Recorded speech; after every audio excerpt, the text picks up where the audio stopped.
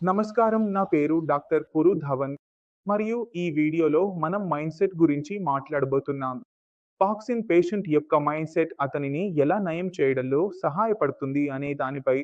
ఎందుకంటే ఎప్పుడైనా పాక్సిన్ పేషెంట్ వస్తే అతనితో మాట్లాడినప్పుడు పేషెంట్ మోటివేటెడ్ లేదా డీమోటివేటెడ్ అని మనం అర్థం చేసుకుంటాం. మోటివేటెడ్ మరియు డీమోటివేషన్ మధ్య రికవరీ సమయం చూసినప్పుడు మనం చూసే లక్షణాల ద్వారా ఏ పేషెంట్ త్వరగా నయం అవుతాడో, ఏ పేషెంట్ నయం కాదో అర్థం చేసుకుంటాం. అందువల్ల అన్ని డీమోటివేటెడ్ పేషెంట్లను మోటివేట్ చేయాల్సి ఉంటుంది. నయం కావడానికి ఇప్పుడు మోటివేట్ చేయాల్సిన అవసరం ఎందుకు ఉందో కూడా మనం అర్థం చేసుకోవడానికి ప్రయత్నిస్తాం. పాక్సిన్ ఎందుకు వస్తుంది ముందుగా అర్థం చేసుకోండి. పాక్సిన్ కనిపిస్తోంది, కాళ్ళు నడవడం లేదు, చేతులు కదలడం లేదు, మాట్లాడటంలో ఇబ్బంది ఉంది, మింగడంలో ఇబ్బంది ఉంది. కానీ పాక్సిన్ అనేది మీ మెదడు వ్యాధి. మెదడులోని న్యూరాన్ సెల్స్ డ్యామేజ్ అవుతున్నాయి. దాని ప్రభావం మీ చేతులు, కాళ్ళపై కనిపిస్తోంది. ఎందుకంటే మన మెదడే సిగ్నల్స్ పంపుతుంది.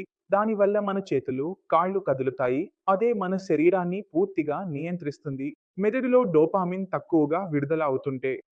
ఎందుకంటే మన న్యూరో సెల్స్ డ్యామేజ్ అయ్యాయి. మన మెదడు మరియు మసిల్స్ మధ్య సమన్వయం చెడిపోతుంది.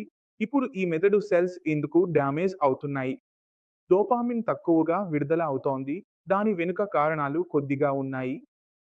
24 ఎక్కువ కాదు.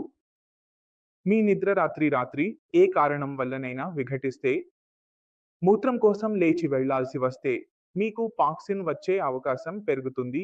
మీకు నిద్ర రాకపోతే, మీకు పాక్సిన్ వచ్చే అవకాశం పెరుగుతుంది. ఈ కారణంగా ఎక్కువ పేషెంట్లలో పాక్సిన్ కనిపిస్తుంది. నిద్ర భంగం అవుతుంది. మూడవ పెద్ద కారణం స్ట్రెస్. కఠిన సమయాల్లో ఆలోచిస్తూ ఉండటం, డిప్రెషన్‌లో ఉండటం, నా దగ్గర ఇది ఎందుకు జరిగింది అని ఆలోచిస్తూ ఉండటం. ఇలాంటి వ్యక్తులలో మనం చూస్తాం. నాలుగవ కారణం ఎందుకంటే ఇది తక్కువగా కనిపిస్తుంది. అది మీ కుటుంబ వారసత్వం. మీ తండ్రికి కూడా ఉంది. మీ తాతకు కూడా ఉంది. మీ తండ్రి సోదరుడికి కూడా ఉండవచ్చు. మీ చాచాజీకి కూడా ఉండవచ్చు. ఇలాంటి కుటుంబంలో పుట్టిన వారికి పాక్సిన్ వచ్చే అవకాశం ఎక్కువగా ఉంటుంది. ఈ వారసత్వాన్ని పక్కన పెడితే 10% మాత్రమే. మిగతా 90% స్ట్రెస్, నిద్ర లేకపోవడం లేదా తప్పు జీవనశైలితో వచ్చినవి. మీరు మోటివేటెడ్ అయితే, మీరు నయం కావాలని అనుకుంటే, మీరు మీ జీవనశైలిని మార్చడం ప్రారంభిస్తారు.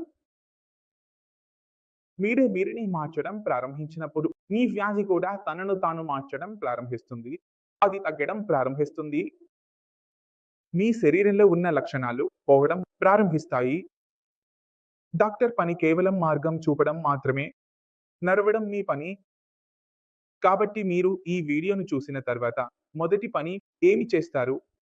మీ లోపల, మీ ఆలోచనలో మార్పు, మీ మైండ్‌సెట్‌లో మార్పు. మొదట మీ ఆలోచన ఇది ఉండాలి. నేను బాగున్నాను మరియు ఇంకా బాగుపడతాను. ఇప్పటివరకు నేను చేయని వ్యాయామంపై నేను దృష్టి పెట్టుతాను. ఇప్పటివరకు నేను ఆహారంపై దృష్టి పెట్టలేదు. నా ఆహారాన్ని మార్చుతాను. నా శరీరంలో ధైర్యం ఉన్నా లేకపోయినా, ఎంత శక్తి ఉన్నా దాన్ని నేను వ్యాయామంతో ఉపయోగిస్తాను. డాక్టర్ గారు చెప్పినది నేను చేస్తాను. మీరు మీ మనసులో నేను బాగుపడాలి, ఏదైనా ధరకు మరియు దాని కోసం నేను ఏదైనా చేయడానికి సిద్ధంగా ఉన్నాను, ఏదైనా త్యాగం చేయడానికి సిద్ధంగా ఉన్నాను అని నిర్ణయించుకున్నప్పుడు మీకు బాగుపడటాన్ని ఎవరూ ఆపలేరు. పేషెంట్లు వస్తారు. వారు డాక్టర్ గారు నా బిజినెస్ పని ఉంది. నేను నా బిజినెస్ వదిలిపెట్టలేను. నా దగ్గర టైం లేదు వ్యాయామం చేయడానికి అని అంటారు. అలాంటి పేషెంట్లను ఎవరూ బాగు చేయలేరు. వారు అనారోగ్యంగా ఉంటారు మరియు ఇంకా అనారోగ్యంగా మారుతారు. కొంతమందికి 50 ఏళ్ల వయసులో పార్కిన్సన్ వస్తోంది. వారు సర్వీస్ చేస్తున్నారు. ప్రభుత్వ సర్వీస్ ఉంది. వదిలిపెట్టాలని అనుకోవడం లేదు. ఎందుకంటే పెన్షన్ తగ్గిపోతుంది. సరే, వదిలిపెట్టకండి, కానీ మీ శరీరానికి సమయం కేటాయించండి.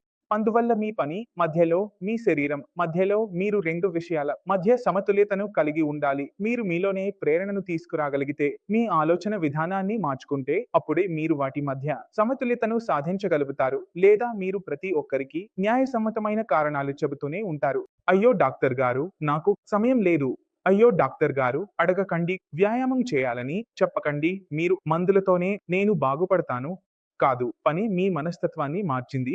నాకు నా శరీరంపై పని చేయాలి, నా బాడీపై పని చేయాలి, ఇక చదవకూడదు. ఏమైతే జరిగిందో అది జరిగిపోయింది. నేను మార్పు ఉంటాను. మీరు ఈ మనస్తత్వాన్ని ఏర్పరుచుకున్నప్పుడు డాక్టర్ అవసరం చాలా తక్కువగా ఉంటుంది. మీ బాడీ స్వయంగా మార్పు తీసుకురావడం ప్రారంభిస్తుంది. అది ఒక్కసారిగా కనిపించదు. అది మీకు వచ్చే 23 నెలల్లో కనిపించడం ప్రారంభమవుతుంది. మరియు 23 నెలల సమయం చాలా పొడవైన సమయం కాదు. అందువల్ల చికిత్స కోసం వచ్చే అన్ని రోగులు ఆ 23 నెలలు ప్రారంభ చికిత్స చాలా ముఖ్యమైనవి. అక్కడ మీరు మీ మనస్తత్వాన్ని మార్చుకోవాలి. మీ రోజువారీ కార్యక్రమాన్ని మార్చుకోవాలి. ఆహారంపై దృష్టి పెట్టాలి. టీవీ నుండి దూరంగా ఉండాలి. ఫోన్ నుండి దూరంగా ఉండాలి. న్యూస్ నెగెటివ్ చూడకూడదు. చాలా మార్పులు చేయాల్సి ఉంటుంది మీకు. ఎందుకంటే మీకు ఏదైనా వ్యాధి ఉందని మరియు మరొకరికి వ్యాధి లేదని అంటే మీరు ఏదో చేశారనే అర్థం. మరొకరు చేయలేదు. ఈ కారణాన్ని నేను ఈ ఛానెల్లో ఈ వీడియో గురించి చెబుతూనే ఉంటాను. అదే కారణం. మీరే మీను ఆత్మ పరిశీలన చేసుకోవాలి. మీరు ఏ తప్పు చేశారో ఆలోచించండి. దానివల్లే మీకు పార్కిన్సన్ వచ్చింది. ఏ రోజు మీకు దీని సమాధానం దొరుకుతుందో మీ అనేక వ్యాధులు సరిగా అవుతాయి. ఎందుకంటే మీరు ఆ విషయాన్ని మార్చుకోవాలి. మీకు పార్కిన్సన్ స్ట్రెస్ కారణంగా వచ్చిందని అయితే మీకు స్ట్రెస్ మేనేజ్మెంట్ చేయాల్సిందే. ఇప్పుడు స్ట్రెస్ మేనేజ్మెంట్ మీకు ఆధారపడి ఉంటుంది. మీకు స్ట్రెస్ ఏ కారణం వల్ల వచ్చిందో ఆ విషయం సరిచేయగలమా? ఆ విషయం సరిచేయలేమా? అది సరిచేయలేనిదైతే దానిని త్యాగం చేయాలి, మరచిపోవాలి. మీ ఆలోచన విధానాన్ని మార్చుకోవాలి. సరే, నేను చేయగలిగినంత చేశాను. అంతకంటే ఎక్కువ చేయలేను. ఇప్పుడు నా శరీరంపై దృష్టి పెట్టాలి. కాబట్టి ఆలోచన విధానాలను మార్చడం వల్ల మీ జీవితం ఆరోగ్యపరంగా కూడా మెరుగుపడుతుంది. ఇది నా వ్యక్తిగత అభిప్రాయం.